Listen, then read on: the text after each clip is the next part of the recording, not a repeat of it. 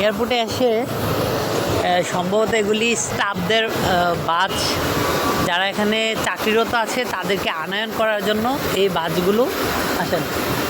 তো আসলে বাস দেখে ভিডিও করার কিছু নাই, কিন্তু তারপরেও এখন ব্যাপার হচ্ছে আমার কাছে একটা জিনিস বলতে ইচ্ছে করছে, সেটা হচ্ছে আমাদের কিন্তু আমরা যেভাবে উন্নত হচ্ছি, মানে বাসের প্রচলনটা আস্তে আস্তে কমে যেতেছে আমার মনে হচ্ছে আর কি। লাইক আমি আমার যেই শহর